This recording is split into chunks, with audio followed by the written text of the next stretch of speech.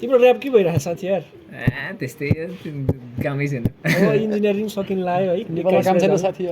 विदेश आउनु के गर्नु 2 महिना काम गर्नु परिहाल्यो कस्तो विदेश जाने हो नेपालमै केही बसेर केही गर्नुपर्छ साथी सबै विदेशी हो भने देश कसले बनाउँछ अनि 20-25 लाख कहाँबाट ल्याउने त्यहाँनिर पनि कसरी ल्याउने बाहिर जान पैसा चाहियो इन्जिनियर पढ्न लागेको त्यति पैसा त चाहियो हैन ऋण छ कसरी उकास्ने हामी ल तिमीहरूको कुरा मैले बुझेँ होइन मेरो मनलाई पनि छोयो र यो विषयलाई समेटेर मैले एउटा के लेखेको थिएँ पहिला धेरै पहिला है जस्तो हाम्रो अहिलेको युथहरू बाहिर जाने ट्रेन्ड बढिरह नि त्यसलाई समेटेर एउटा केही लेखेको छु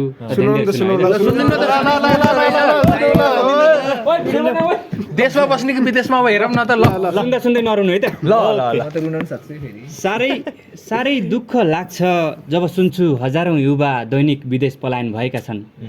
साह्रै दुःख लाग्छ जब सुन्छु हजारौँ युवा दैनिक विदेश पलायन भएका छन् यो देशमा बाँच्न पनि गाह्रो हुने भएरै हो परिवारका लागि पैसा बटुल्ने साधन भएका छन्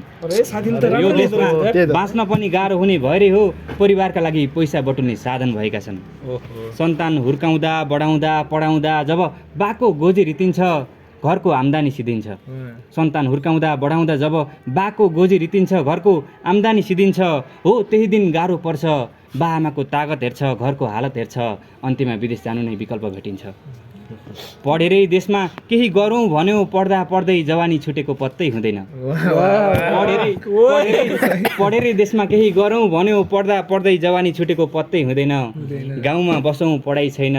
अनि सहर आयो यो महँगीले 2 दिनमा खल्ती लुटेको पत्तै हुँदैन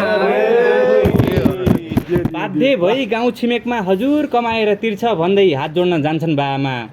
बाध्य भई गाउँ छिमेकमा हजुर कमाएर तिर्छ भन्दै हात जोड्न जान्छन् बाआमा चाउरिएका गाला अनि आँखाभरि टिलपिल टिलपिल आँसु अब सन्तानले नै थामिदिन्छ कि भन्ने ठान्छन् बाआमा थाहा छैन सन्तान बुढेसकालको सहारा बन्ने गरी लाको ऋण तिर्ने गरी घर आउने हो कि थाहा छैन सन्तान बुढेसकालको ऋण तिर्ने गरी लाको ऋण तिर्ने गरी घर आउने हो कि अर्काको देश खोइ कसरी सक्ला र आफूलाई सम्हाल्न कतै घर आउन नपाई हराउने पो हो कि कतै घर आउन नपाई हराउने पो हो कि आजकल एयरपोर्टमा छिर्दा जब मान्छेको ताती भेटिन्छ आजकल एयरपोर्टमा छिर्दा जब मान्छेको ताती भेटिन्छ आफू सँगै हुर्केको सँगै पढेको विदेशी न लागेको साथी भेटिन्छ यसो यो देशमा केही गर्छु भन्दा भन्दै पनि किन विदेश जानु नै जाति भेटिन्छ हो अवसर धेरै छन् मेरो देशमा अवसर धेरै छन् मेरो देशमा तर पहुँचवादीहरूको लागि सिङ्गो देश नै ढुकुटी बनेको छ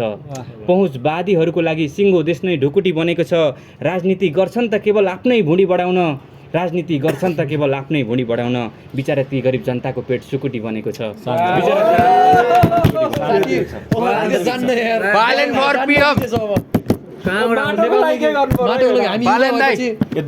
माटो भन्दा त हड्के पनि